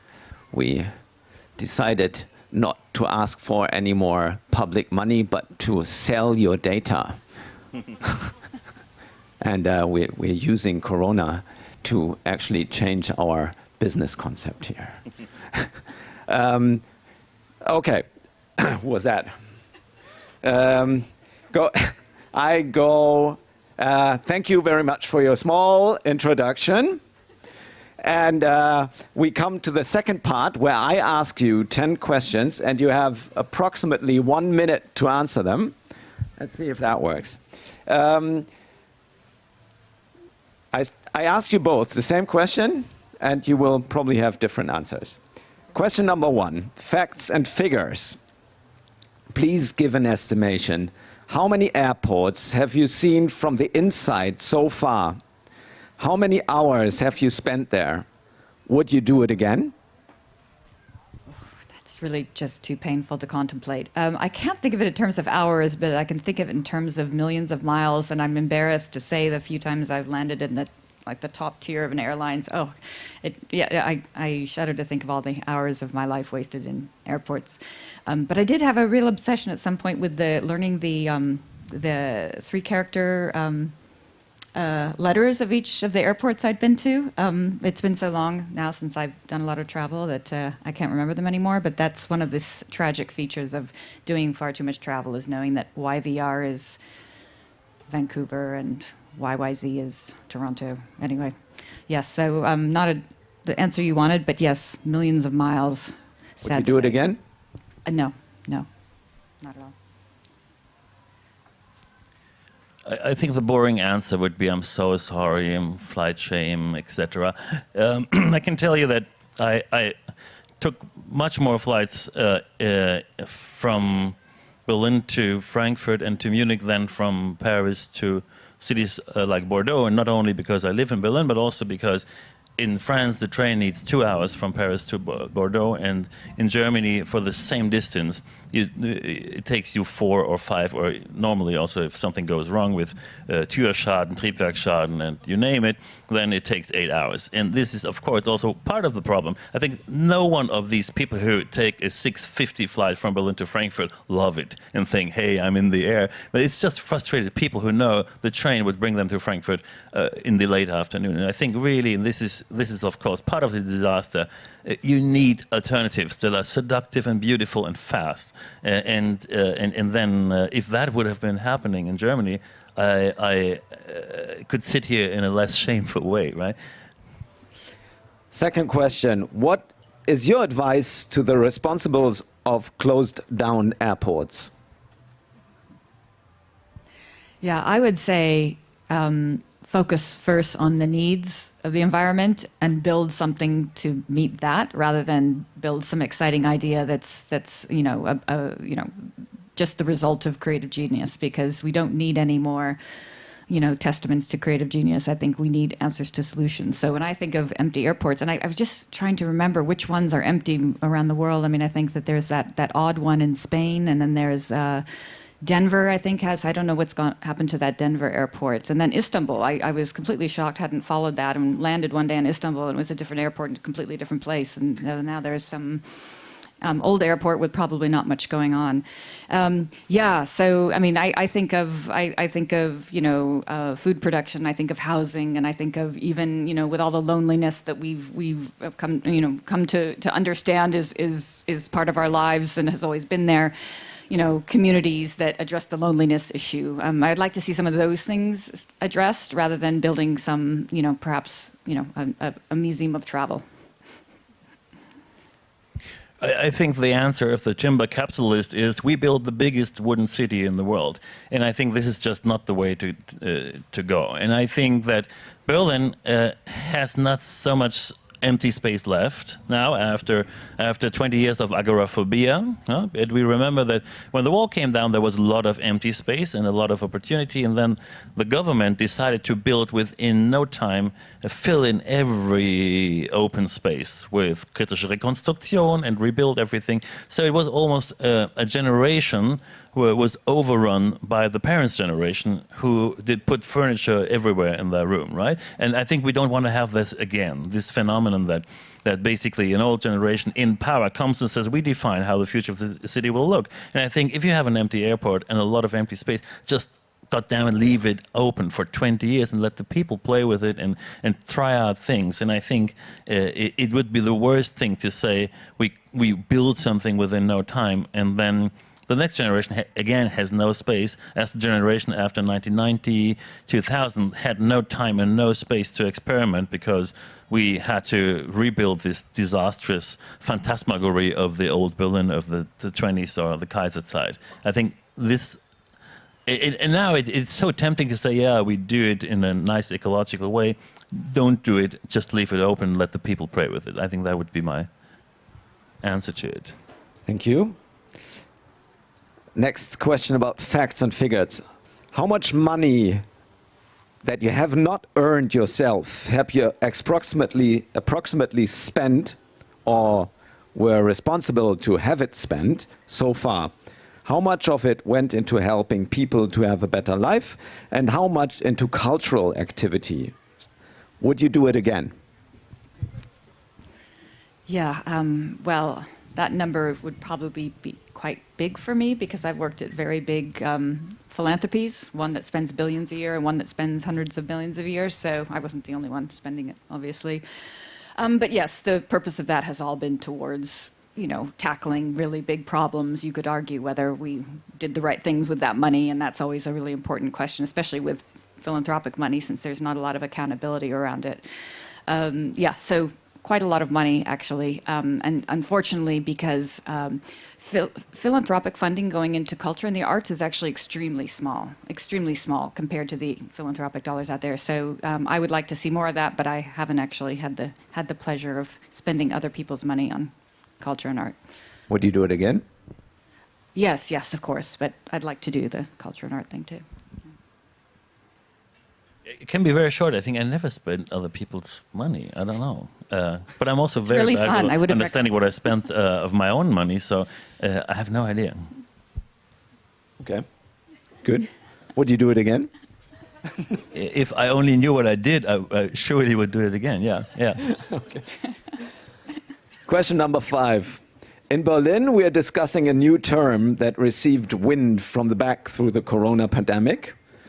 Give us your definition of the term urban practice. Yeah, I haven't heard that term used before, and I don't know how you're using it in Berlin, but to me, it immediately suggests, practice of getting better. A musician or an athlete, and constantly having to face the fact that you're not as good as you could be.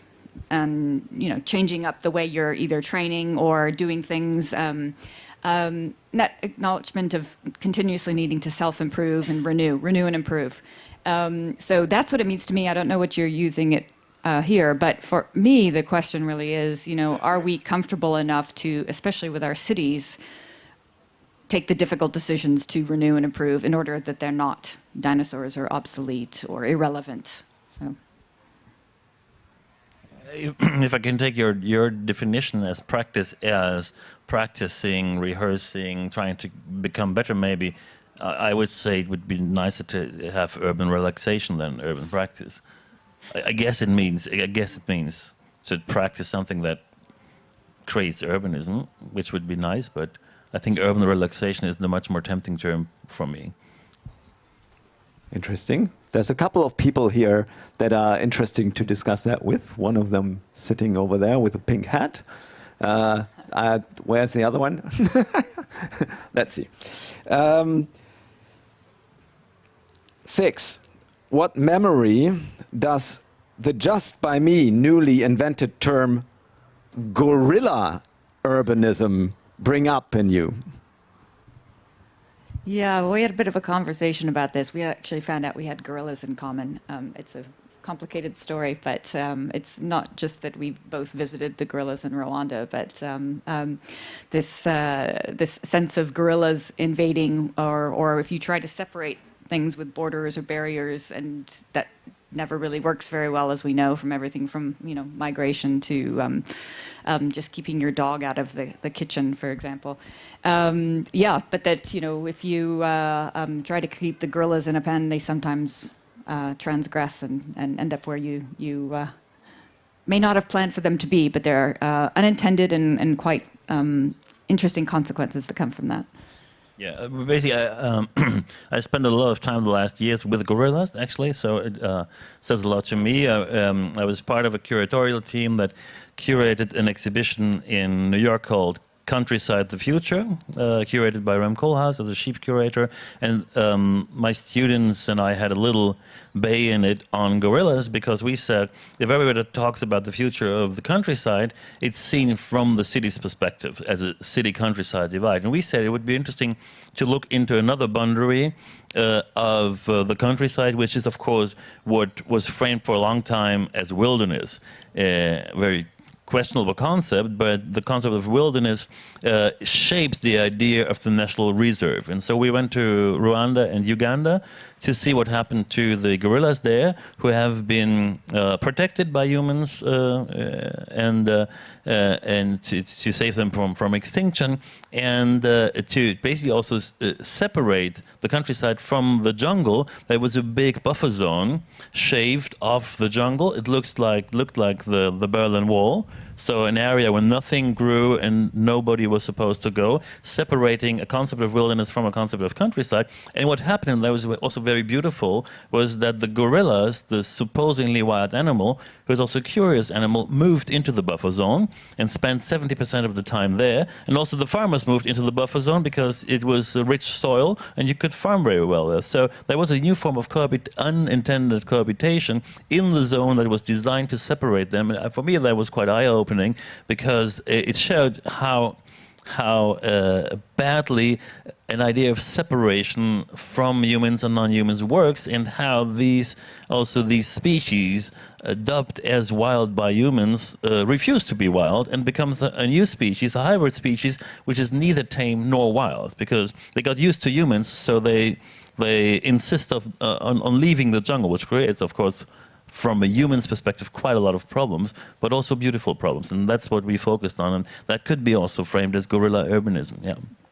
Yeah, and I was really happy to play a role in funding that work. And it was because we were really interested in, the relationship between the country, livelihoods in the countryside and livelihoods in cities, and the symbiosis going on there. So. And also, it maybe just a very short word on that, the buffer zone that was intentionally designed to separate, in a very harsh way, animals from humans, became an experimental space almost, in a way, where the definition of species collapsed. And I think that was a very interesting concept also for urbanism in general. They say the buffer zone can be a space without hierarchy, where no one has the right to be. The humans had no right to be there, the animals had no right to be there, but they just ignored this lack of permission.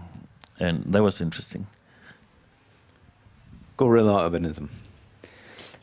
We know San Francisco for hippie culture, Alcatraz, Karl Malden, William Gibson, cyberpunk, visions, and so on. What did San Francisco teach each of you? Yeah, this is another interesting point of connection we found. Yeah, well, that's San Francisco is I haven't lived there in 20 years, but it is the place I consider my home. And I certainly, when you make all those references, they were certainly come from before I was born, but that was the San Francisco I remember, and that was California I remember. And it's just shocking to go back there now, because it's such a city with probably more exaggerated problems than I've ever seen along the lines that you have in Berlin, but just exaggerated, and I can't quite see the way out for it, because it's so much driven by the over dominance of the tech sector in the whole of the Bay Area, and it's just put the city in a place of, you know, just egregious inequality and, you know, transformation of the landscape, urban landscape, in a way that's just, yeah. So it means so much to me personally because of my childhood, but it's much more associated with those references and those kind of innocent California years, and not the California we see now with the problems that, of course, Niklas, you have exposure to through your current project there. So we had a little project, still ongoing project with some Harvard students that was started and inspired by a fantastic place in San Francisco called the Embassy. This is an intentional commune of activists who try out different forms of living together in a very nice old villa in Haight-Ashbury. And they wanted to build a school to teach kids from less affluent family from the neighborhood. And it turned out very soon that it was so expensive to build a little school in the backyard that they were frustrated, and they thought about bringing the kids to the Bay Area in a less expensive area to teach them there in a school building there. But then we said it makes no sense to take these kids from less affluent families in a bus for 2 hours into the Bay Area and teach them there for 2 hours and bring them back for 2 hours. So we started to investigate what could be a possibility to create a space for a school. And of course, you cannot build a school in these expensive areas, but then we started to talk to the owners of houses, because every house has a double garage. It's America. So, and the garage is the biggest room in the house. So we started to talk to 5 people, 10 people, 50 people in the neighborhood if they would open their garage for 2 times a week. And we would bring beer benches, German beer benches, and projectors, and some toilets, and then the garage, they drive the cars out, and the garage would be a school for an afternoon. So all the entirety of the garage in one street would turn into a school with 5,000 square meter. If you have 100 garage, 50 square meters, American garage, you have 5,000 square meters. So you create a school building that would have cost, what, $15 million only through talking. There was also a project that we liked a lot because it showed that you can create space in a city where seemingly there's no space left for certain purposes by just talking to people. So this was architecture through talking, not building, and that was one of our projects very dear to our hearts. So that's the thing we connect to San Francisco. Thank you. I will skip question number 8 because you've already answered it more or less. What is your advice to the owners of empty shopping malls? I'm not sure about question number 9. You can say if you want to reply to that. Facts and figures number 3. Tell us all countries you have visited in your life and stop when the amount reaches your age.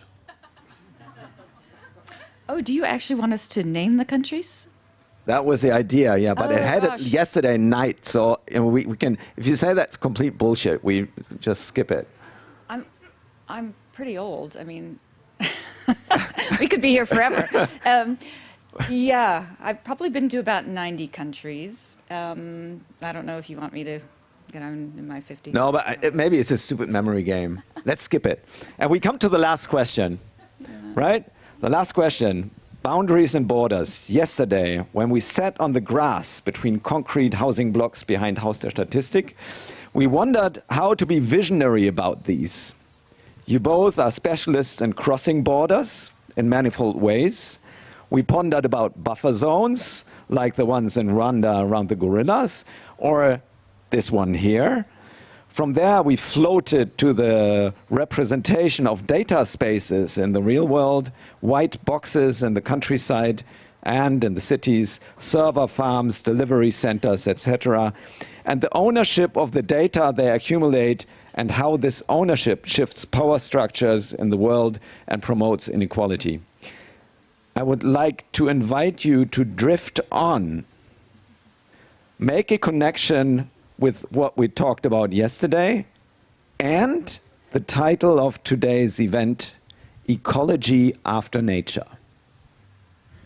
Yeah, well, I'll leave the digital thinking to you, but yeah, for me, and I think back to why we were involved in funding the Countryside exhibit, that the synergy, the symbiosis between countryside and cities it's set up much more as a conflict, whereas there should be much more synergy. And when I think about this concept of borders and buffers, and buffers, you can create buffers, but then things start to flow through like osmosis. It's just interesting to think that the ecology we contemplate in the future is more about bringing the countryside into the city. And I think that's a lot of what we talk about when we talk about making cities more livable, redesigning space so it's better for people and for planet, and, perhaps even bringing more of our food production into cities, and redesigning things so that maybe it's less about, corporate buildings, more about housing for people and being in cities because you want to, not because you have to commute there. And then likewise, pulling much more of all the benefits of cities, the diversity, the art and culture, and the jobs, really, and pulling those out to the countryside, so that it's less of a dichotomy, and which it really has been in the time, especially of COVID, where people are escaping cities and all of their ills and going and sitting out and churning their own butter in the countryside. But we know more of the benefits. They're more livelihoods. They're more viable livelihoods. Well, we need them in cities too, but in the countryside. And we acknowledge that and don't fetishize the countryside and think it's really a place where you can, you have your own goats and chickens, but it's more of a place where you can live well, and you can experience more nature, of course, but we're not privatizing the countryside and creating some of the problems that we have in cities and exporting it to the countryside. So that's what I thought in terms of the ecology of the future. I don't think there's a post-nature world here. I really do hope. I'm optimistic, probably shouldn't be, but optimistic about what we can do to rise to the challenges of climate. But in this, post-climate, post-COVID world, what that ecology looks like, I hope it's much more about the interconnection between countryside and cities. Yeah, I mean, I'm always wondering who defines what nature is and how it relates to our ecology, and I think if we look into the bigger ideological problems today, then we find very quickly, and then we come back to the question of data ownership and all that it seems natural to us to use a mobile phone. It seems natural to us to Google something, and we don't see the effects of that, and we don't see the effects of pushing the accept all button every day, and also partly this is wanted, of course, by platforms and big companies, that we don't think about it, and that's why the architecture of server farms where our data is stored and harvested is almost invisible, and that's why we have no Google Tower in the center of Berlin. It's all very decent, and it disappears. And with it, and with this like invisibility, with this embedding server farms in the landscape, just letting them disappear, though they're giant, also the discourse disappears. And I think that's why it would be important to really address that topic for a future ecology, and ecology in the sense of the oikos, of the household, to say we have to discuss who owns the data and what is the actual foundation of new cities. It's not a concrete fundament, but it's a fundament made out of data. And so I think if we talk about the ecology of our lives, then the question who owns the data is as important as the question of who owns the ground. Two, I think, of the most pressing questions we have to discuss.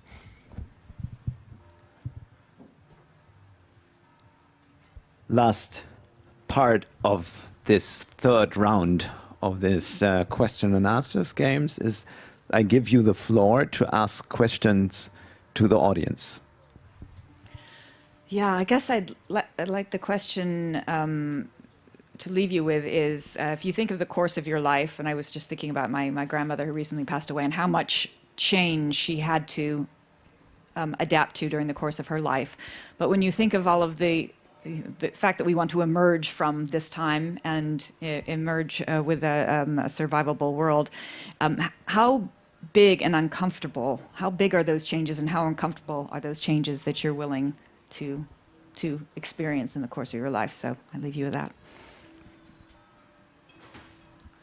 Okay, I think this is the last question asked to the audience of that round tonight. So it should be the simple question, should we all have a drink now? Thank you very much, Niklas, Maak, and Patricia Atkinson. We will have a drink now. There is also, I have a look over to the kitchen. Inchi and Gusse. I think the food is ready. I see people eating. So I invite you all to eat and drink and listen to some improvised music by Hans Unstern and his workshop-built halves that were built today with him and a number of kids. And see you soon. Thank you.